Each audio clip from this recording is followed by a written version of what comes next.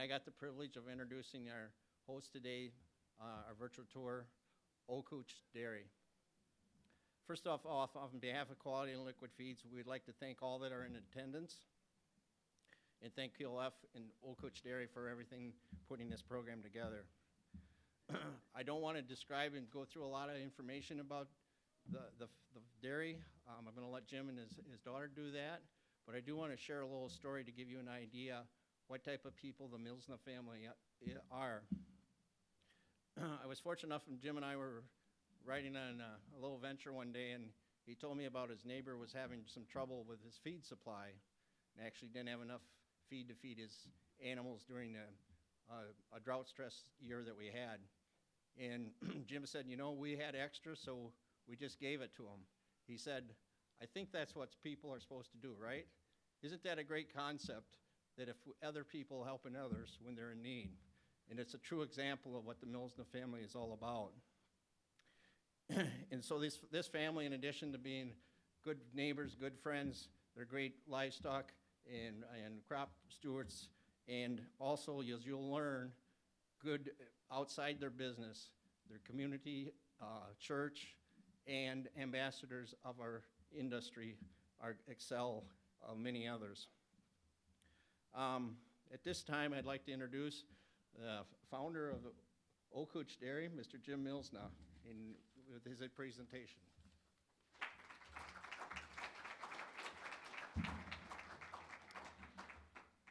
Good morning.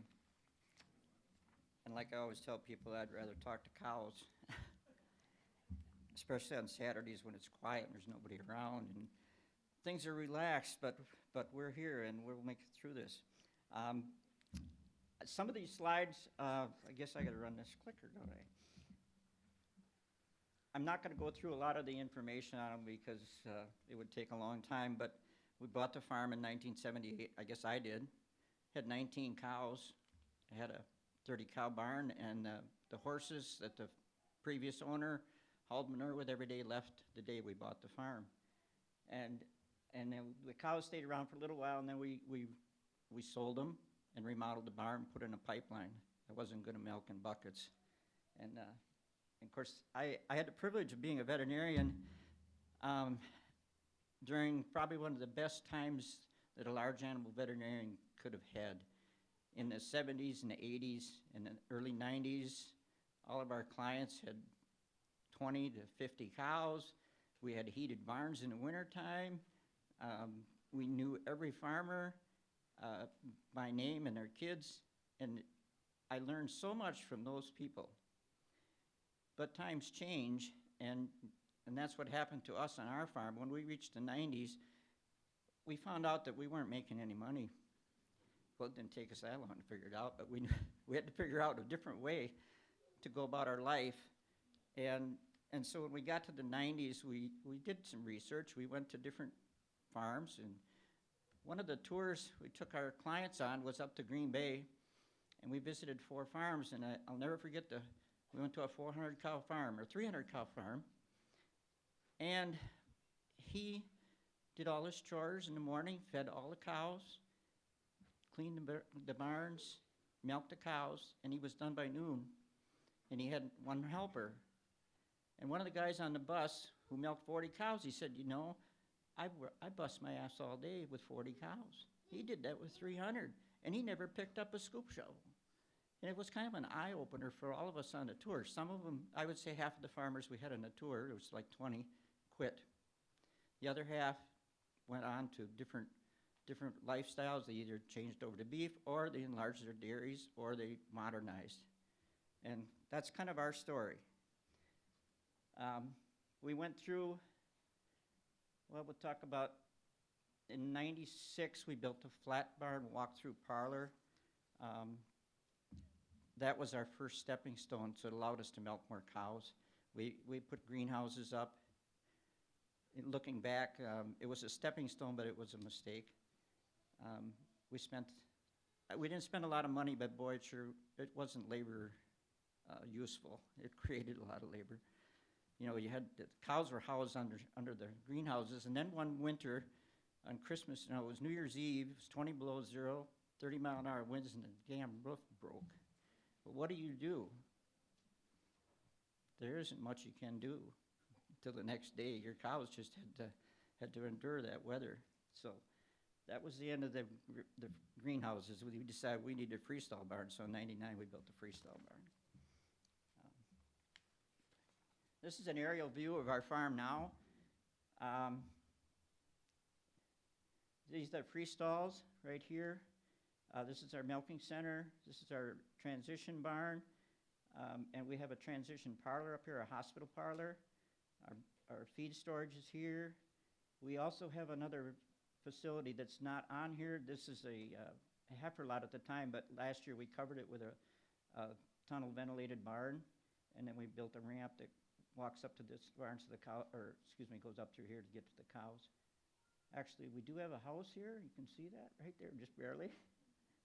And also not on here is a shop that's in here, which was a good thing. We do have a little flat land, not very much. I don't think we have anything that's perfectly flat, and you can't go 300 yards on our farm in a flat area. Our facility is built on the top of the hill. We have no mosquitoes. I can't remember the last time we've had mosquitoes. We don't have flies because there's always a breeze. And we're surrounded by woods and hillsides. So it's a little harder to farm, but when you grow up in this environment, it's what we like. I actually worked at Michigan State University for a couple of years as an instructor in the vet school in mid-'70s or late '70s, I guess it was. It was very boring for me. I just can't stand flat land.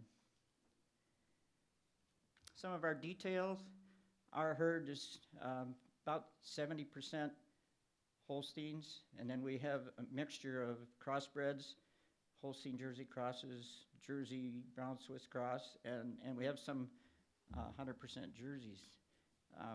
We really are tending to not use Brown Swiss anymore, mainly because of the calf issue. They're just not the most intelligent animals to learn how to drink.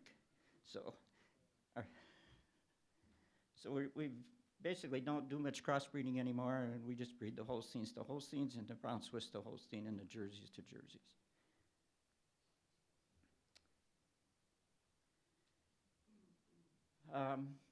Some of the details about our farm. I had Sarah put the first comment in here because it's something I feel strong about. We've been using BST since it came out in 1992, and we are being told not to use it the next couple months. And I don't understand why a technology that we've been using for 25 years that has helped us become more efficient and hasn't hurt anybody. We've raised 5 of our own children, and our grandsons are here, and they drink whole milk from the farm. There is no ill effects from using BST. The technology used to develop is the same technology used for people that have diabetes and use insulin. And we are letting 5% of the population dictate what the other 95% of us can do when we know it's healthy. And the biggest thing is its efficiency. Our farm will lose $87,000 a year off of our net profit, when we have a net profit, because we can't use BST. And I think as an industry, we need to do more to educate the consumers that this is not a hormone that isn't already present.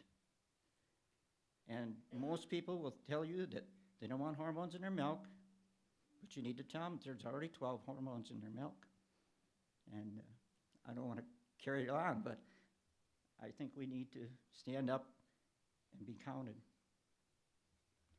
We milk 3 times a day. We have a double 12 parlor. It's a parallel, DeLaval, Champion, stainless steel. It's easier to keep clean. We have, I think we only have, we have 4 Hispanic milkers, and the rest are English.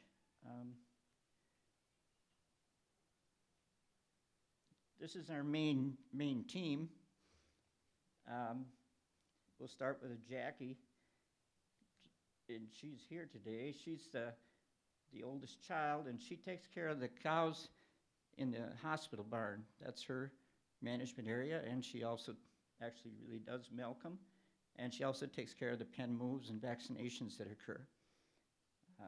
Stacy is our calf grower.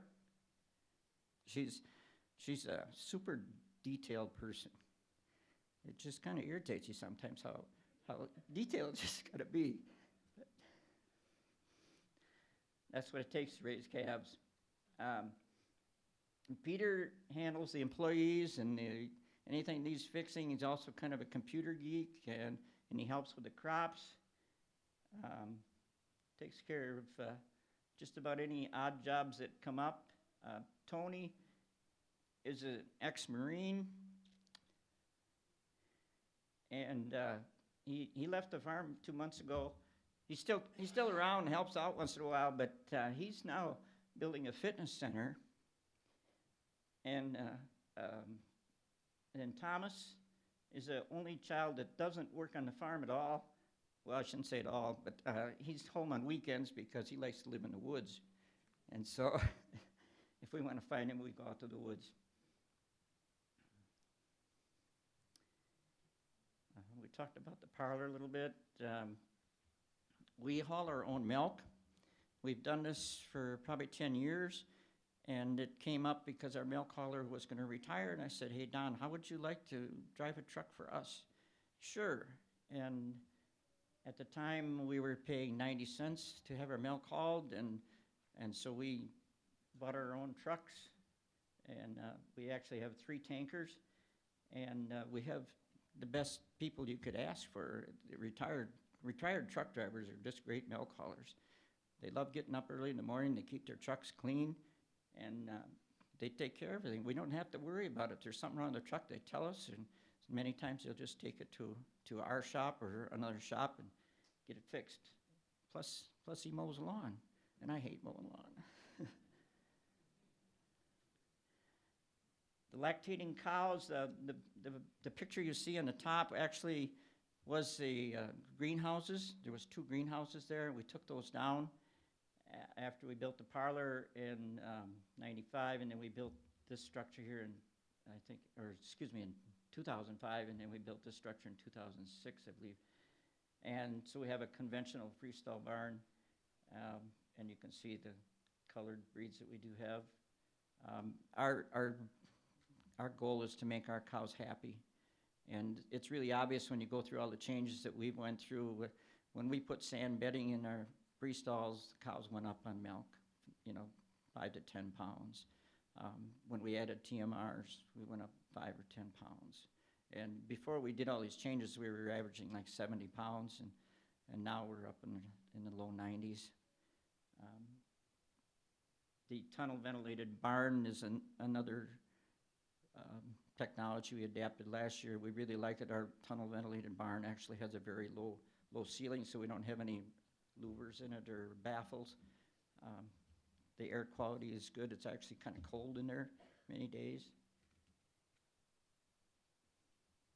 Transition barn, we do have groups in the transition barn. We actually have 4 groups of cows. Cows that go from the dry pen are put into the transition barn. They're vaccinated when they're moved. Jackie takes care of that. And then somebody walks through this pen every hour whenever the milking groups are changed to check for calves or cows that are starting to calve. They're fed a different ration. The next group up from that is the sick pen, where we keep cows that we've had trouble with mastitis or feet or whatever issue they have. And then there's a calving pen, a straw pen. On the opposite side of the walkway is our post-fresh pen. We keep cows in there hopefully for like 35 days, and then they're transferred to the milking groups. And when they're transferred to milking groups, we generally do not move them again. They go there once, and that's it. We kind of believe that the social interaction that cows develop when they're moved into a group is important, so we don't like to move them any more often than we have to. You can see the hillside that we're on.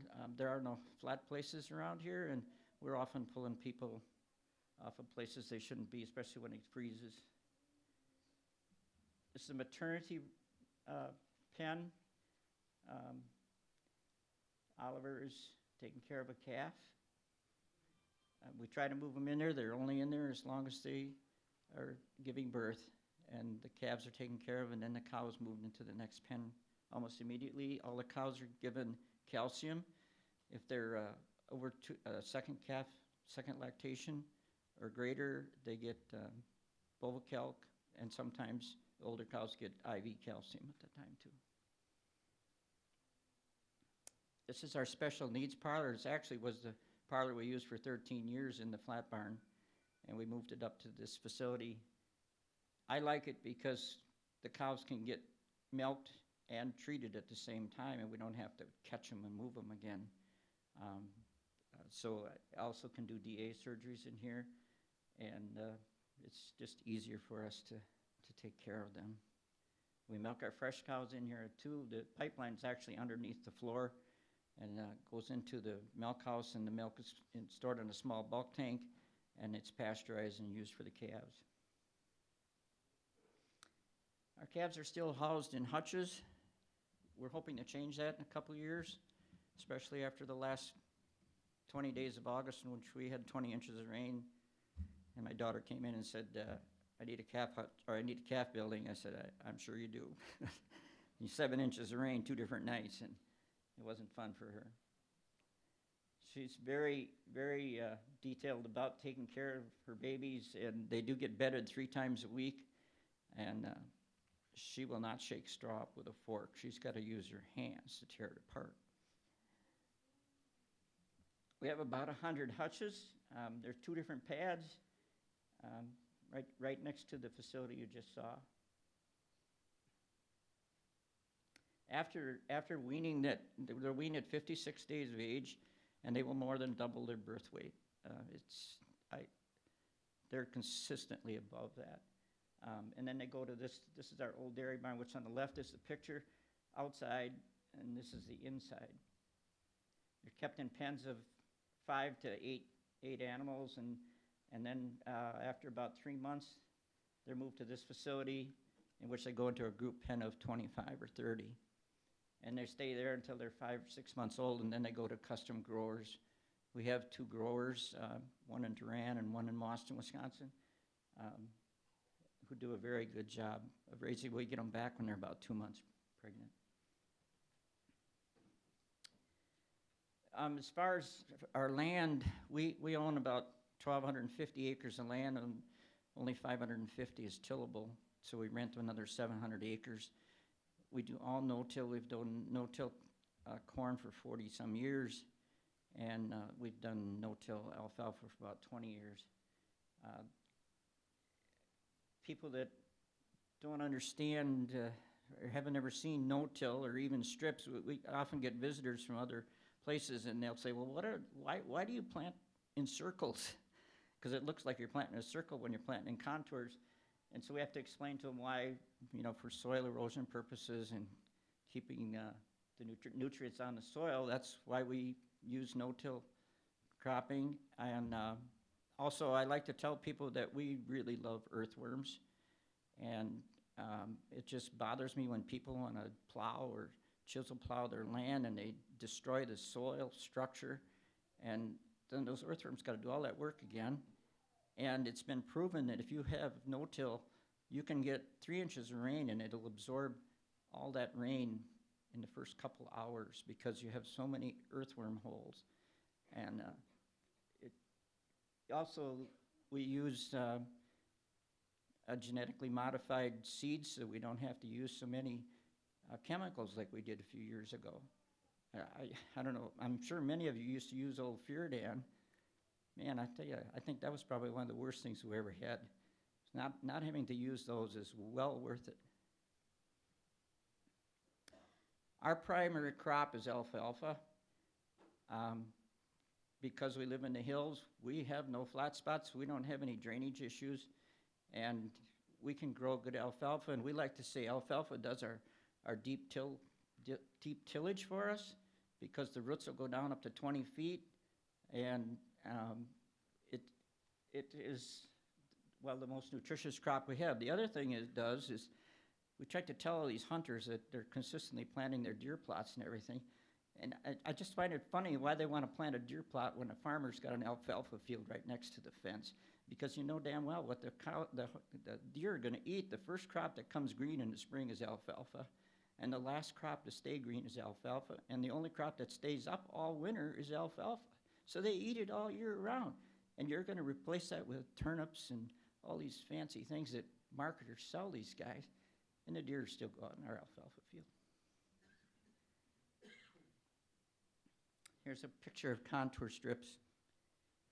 We have 180 fields on 1,200 acres, vary from a half an acre to 32 acres. A scale. We put this in when we built the shop, which is the next building you see. A scale is a really good management tool. We weigh every load of feed that comes in and keep track of that. And it tells us how much waste we have during the course of a year. $55,000 is what it costs to put the scale in. It may seem like a lot of money, but yet it's a really good investment. You'd be surprised, we just had somebody, we have Amish neighbors, and they come and weigh their chickens. They sell live chickens to the monks. And so it's kind of a neighborly thing, too, that it promotes a little goodwill. Had another fellow come by, wanted to weigh some beef cattle that he bought. But for our own purposes, we weigh all the crops, and we even have some of the vendors that weigh as they come in and weigh as they go out. And not that we have asked, but it also keeps them honest. Our feed is stored in bunkers, and our small grains are stored in the bins. The mixer is parked in one spot, and then they load it from that point. Bunker silos, we have about 9,000 tons of corn silage in our bunker this year. We do put up high moisture ground ear corn, which we're doing now, and that's what you see in the right-hand picture. We don't have enough storage room, so we do dry corn, and then we feed a 50-50 combination of that throughout the whole year.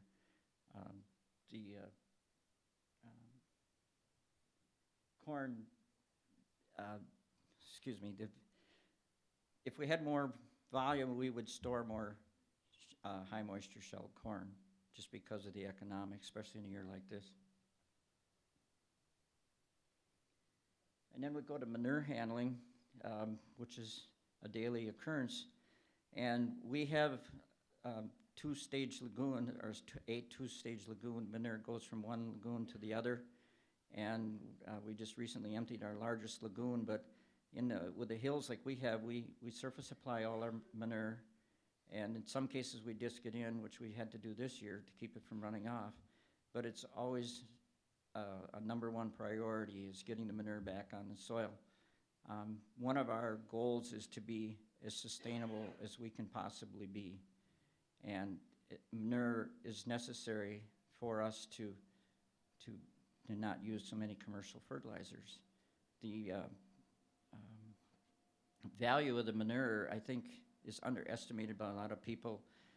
We find this when we rent farms that have been probably abused a few years, and manure is the single most important way to get those farms back into production. And another things, we try not to use, I guess one of our philosophies is we're not an organic farmer, but we don't mind adapting organic methods if they are practical and useful. By the same token, we don't use every new technology that comes out until it's proven to us that it's useful. At this point, well, I think we got one more slide. Oh, we can't forget to talk about the other crop that we produce. Another picture. Between our family enjoys deer hunting. And I always like to tell people there's more to hunting than hunting. And if you came up, well, in Wisconsin, we have a 9-day deer season, which starts the first weekend before Thanksgiving and ends the weekend after Thanksgiving. A few years ago, they tried to change that. Well, you're not going to change that tradition in Wisconsin unless you want to meet, whoops, wrong way. want to meet these guys, because we like the male bonding that occurs, and we do have some female bonding. Jackie's been out there and tried to hunt a few times. She did kill one. And on our farm 3 years ago, we shot 8 bucks that were over 8 points on opening day. And because we have so much land that we can't till, we have more acres on our farm for recreational purposes than most state and county parks. And I really believe that in the future, those parks are probably not going to be useful to everybody. And so if I have a legacy, that's one of them. I hope that we keep going so that my relatives and friends can have a place to go to hunt. Well, we don't always hunt. We're looking for things like mushrooms and other things that we just take a walk in the woods. This is our entire family from a wedding that occurred this summer when Peter got married to Lindsay. Jackie, I think it's time for you to come up here. We have team meetings occasionally. Laura Daniels is our moderator, and believe me, we need a moderator because we have some strong personalities in our family. And we came up with these core values a year or two ago, and they're things that we think are important. Collaboration, obviously, we want to work with everybody. We want to work with our suppliers. Continuous improvement. There ain't nothing we do that we can't do better. Simple as that. And balance. We need balance in life. We need to remember there's other people.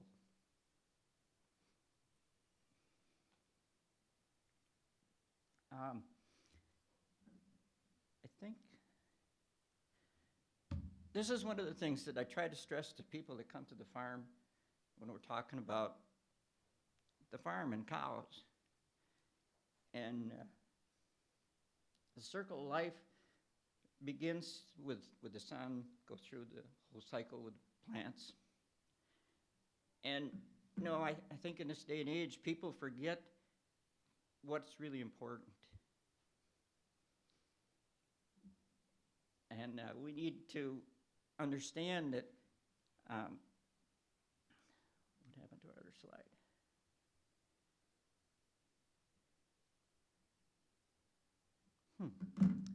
I think we missed a slide. Maybe not. Anyway, we believe in servant leadership, and I don't know how many are familiar with servant leadership, but if you get a chance, go to Viterbo College's website and go click on their servant leadership. Servant leadership is when you may be a leader, but I guess the simple way to say it is that you're a humble person. Not like some of our politicians nowadays.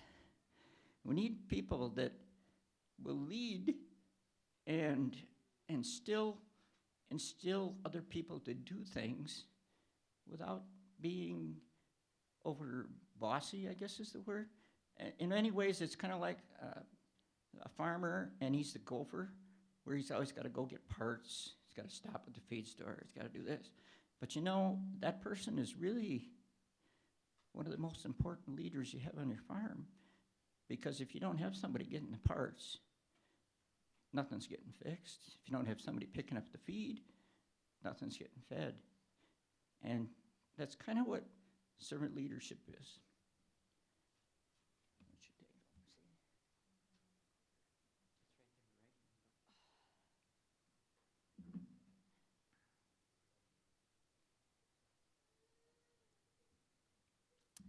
Community agriculture awareness and education. These are photos from this summer's Vernon County Dairy Breakfast, which we were lucky enough to host. We fed people in our shop. We had a gigantic corn box, which if you've ever had kids at a corn box, it is a wonderful thing.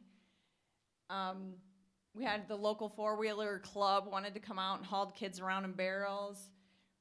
QLF set up a picture booth type of thing where they had stage photos you could stand in front of and get your picture taken. We try to do a lot of things to get people out there.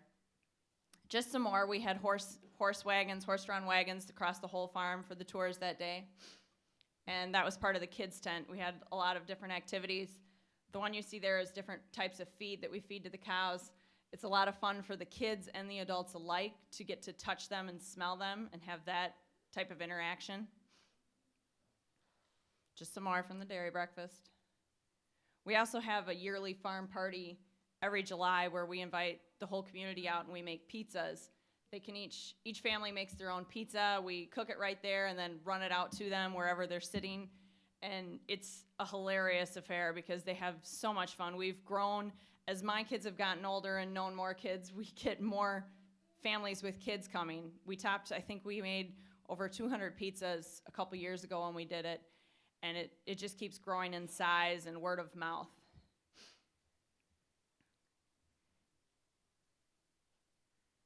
I'm not going to read through all these things, but as you can see, we're pretty involved in the community. Our strong personalities lead us off the farm and get us in other roles of doing things. I know just with Stacy and I being involved in our parent-teacher organization, we come with the attitude that we know how to work, so we get things done, and therefore we get nominated for more things, which is a little tricky. But there's a shortage of those kind of people, and we realize we have that, so we tend to fall into things. A little fast there. I don't understand the slide organization. This is an organization that I started a year ago.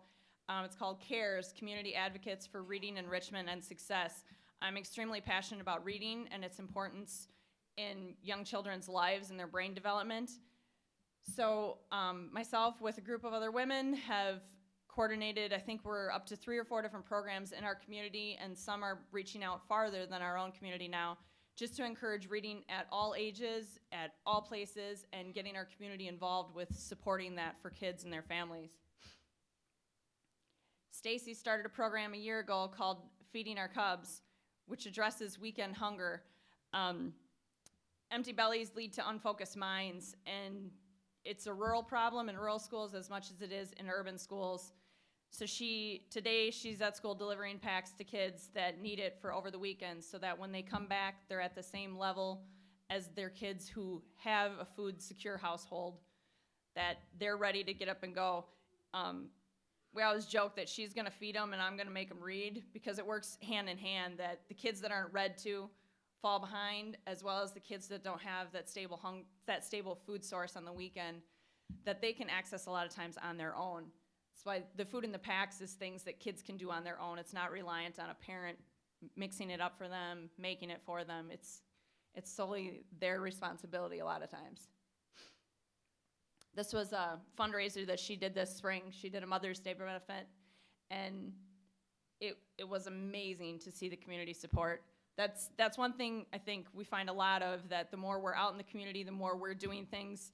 When we have things that we'd like their help with, they're much more apt to be involved because they see us doing things, they understand the need, and we're pretty open about everything. We're open about, Stacy talking about her program, me talking about my reading program and the farm and everything like that. Sometimes it's all in asking people if they want to be involved and if they want to help. There's the rest of the crew, Peter, Thomas, and Tony. And all of their things. Peter and Tony are wrestling coaches at the high school. They coach middle school and youth. And Thomas does anything as long as it involves animals. That's the posse. So far we have 5.5 grandkids, all boys so far. And there's 5 of us kids.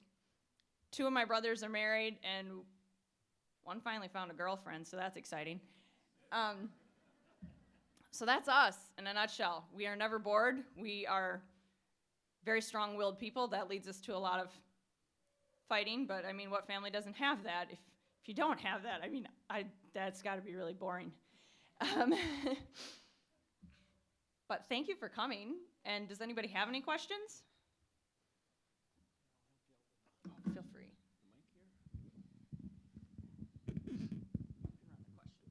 Yeah, any questions? Just raise your hands and I'll. Jim, with the no-till and applying liquid manure, how do you achieve that then without runoff and DNR regulations? The condition of the land is the important thing. It has to be dry, and if it's not, which this year is totally different from normal years for us, because the ground was so saturated and we got pounded so hard with this 20 inches of rain in August, and the ground was really hard, so we actually light disted it about an inch thick this year, and that kept the manure there, and actually it dried up quite fast after they applied it, and we actually applied some fields twice because we couldn't put it on very thick. We were only putting on like 6 million gallons or 6,000 gallons an acre, and we'd like to get 12,000 gallons an acre. We do apply after we take our hay crops off on old hay fields. We do not, on the first and second year alfalfa, we do not apply any manure at all, but third and fourth year we will apply manure.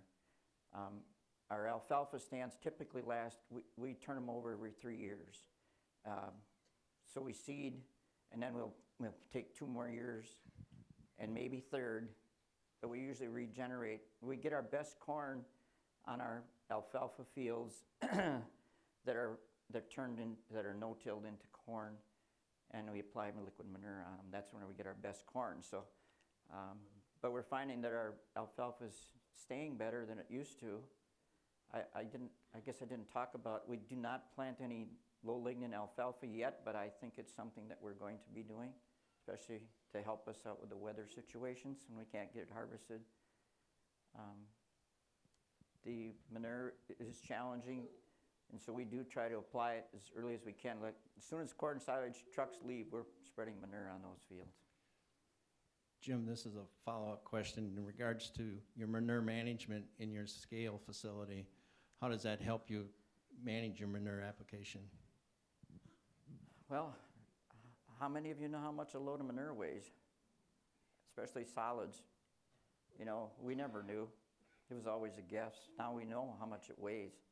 The liquid too changes. And this year our liquid was so watery. I don't know if have any of you hauled manure yet? Especially with the rain. I mean, our pit was just like water all the way down. We never hit any solids. And I don't know what happened, if it was just it was so diluted that it just stayed that way. But no, last spring when we spread, our manure was very thick. And so a load that's thick is much heavier than a load of water. And so by having a scale, you know what the difference is. Especially for the solids. You know, we get sand bed or the bedded pack. In our freestall barn, we daily scrape into a cross channel. We leave 18 inches behind the cows. We scrape the rest of it into the cross channel. We leave the 18 inches and we scoop that up and throw it in a manure spreader. And that has almost all of our sand in it. And we haul that out daily. And so we kind of have our own sand separation system, a poor man's sand separation system. So we have very little sand in our manure lagoons. It works, but it's labor intensive and it won't happen after Jim's gone. So we got to come up with a different system. Are there any other questions? Yes, sir. Yes, all of our forages are harvested with a custom harvester. And he happens to be a friend of Peter's. They were high school classmates. He started his company the right way, you know, instead of just going out and buying all new equipment. He gradually bought a piece, another piece, and they weren't, I don't know if any of them were new.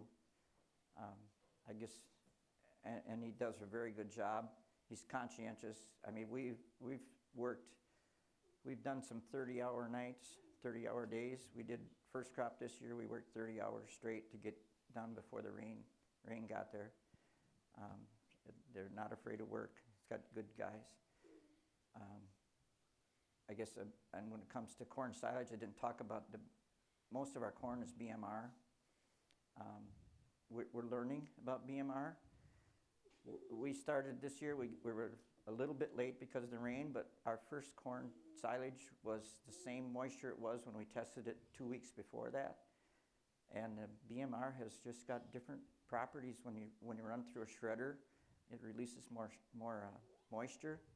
And so the beginning of our harvest was wet and the end of our harvest was dry because we couldn't get it done as quickly as we liked. But we have segregated BMR in the past, and we get a 5-pound bump in production when we fed BMR. So we're believers in that. Yes, sir. I have to applaud you for demonstrating a servanthood kind of a lifestyle and mannerism. It's very evident in how you present yourself. In terms of the soil amendments and working with the soil, do you do anything to encourage and help earthworm kind of population? And what about composting? Have you looked at that or considered that in your practice? I've actually visited compost farms, and my major problem with compost farms is where do we get enough bedding to support the number of cows that we have?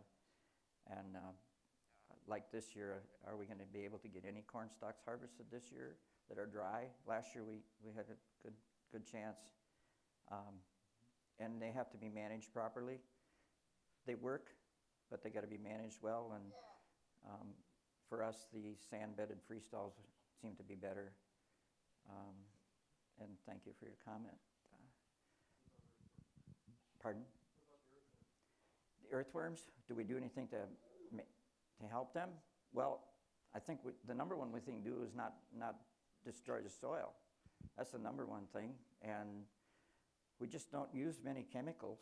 I think in the last 4 years, we've only sprayed for leafhoppers one time. And I should throw a plug in here for QLF. We actually tried some things this year, and it just boggles my mind that this might work. But we've used QLF in our ration for, I think it was 2011 or 12 we started because of the drought. We had a very severe drought. I'm sure some of you did too. And so it helped extend our forages a little bit. This year, we actually sprayed some on our hay fields and actually put it in a corn planter. And preliminary results shows, I don't understand, but putting sugar on a hay field makes it grow better. Does that make sense? We're going to let them prove it to us because before we go whole hog, but it may be something, one of those organic things that will help us all. We did use it in a corn planter. I can't really say that it helped. I will tell you that it can plug up your corn planter. So you got to learn how to dilute the stuff. I haven't figured that out yet, but I think they may have something going on here. If I could, Jim, and help answer the gentleman's question, we think that adding sugars to feeding the soil helps the earthworm population. So the product that Jim used is testing on his fields, as well as others in Wisconsin and across our area that we service, may add an advantage to enhance earthworms. So, sugar derived from molasses. Yes. Yep. Question, Jim. I don't want to take questions away from anyone else in the audience. Anyone have questions? Yes, sir. I liked your comment about BST, and I agree with you completely. One other argument in favor of BST that I think we have made too little noise about, that increase in production reduces the greenhouse gas footprint per gallon of milk. And I think that's a hugely important issue. And BST helps us out with that. It helps the world out with that. So I keep pushing back. I would strongly agree. I just had a little conversation with the DNR folks this week, and I wasn't complaining, but I was a little irritated by something they said. And I said, well, we have to quit using some technology that's been with us for a long time and it's really making us more efficient, and now we got to pull back on that. So here we got to take away a technology that's been useful. We're not getting paid for it. And so people are actually expecting us to produce the same amount of milk with less resources. And we got to add 60,000 cows in Wisconsin to replace the use of BST. So I said to the DNR, I said, well, how much manure do those 60,000 cows produce? Do you want that much more manure just because we're taking away BST? Did you ever think about that? And they actually knew nothing about it. And fortunately, the engineer had enough sense to say something too. So I'm strongly in favor of technology if it makes us useful or more efficient and it doesn't hurt anybody. At this time, I need to thank a lot of people, and I'll get teared up. Excuse me. But one thing I've learned when you start out, it's hard because you don't know good people. And you need to figure out who's good in your life.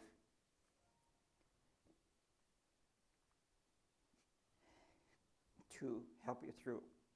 So I'm just going to name a few names, and I'm sure I'm going to miss some, but Andy Johnson's here. Andy has been a friend of mine for longer than we care, right, Andy? And keeps us on our toes and our milk quality. Laura Daniels is here. She's been a nutritionist with us for many years. Larry Parr. And then we've got other people that we really depend on. One of them is a banker, and he's not here. And I told him it's a good thing he wasn't here because then I can say bad things about him. But I really can't say too much bad about bankers because we have needed them. We went through expansions, and we started the way we did because we didn't have any money. And when you don't have any equity, and believe me, vets don't get paid very much. And they probably get paid more now than they did back when I was there. But, you know, I started in 1973, and veterinarians were getting $12,000 a year for a large animal vet. And I'm sure most of you thought that the vets were being overpaid back then. And so it's not like you're making an incredible amount of money. But part of the servant leadership thing is that you don't do it for the money. You do it to help people. And, excuse me.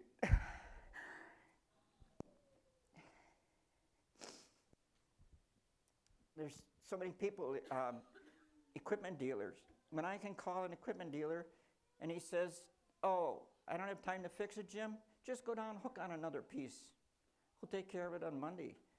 Those kind of things mean a lot to me, and they do to you too. So thank you for your time. Thank you, Jim. At this time, I would like to thank everyone for attending, and I think you heard it in Jim's passion, in Jackie's passion. I've known the Milsna family this is the 4th generation here. I know Jim's father and met Jim a long time ago as a young lad, and the passion that they have, not only providing meat and milk for all of us, but helping others, as the little story I told about the farmer that was short of feed, the things that Jackie and Stacy and the rest of the children are doing to help their community, their church, and their fellow people. So thank you again, and thank you.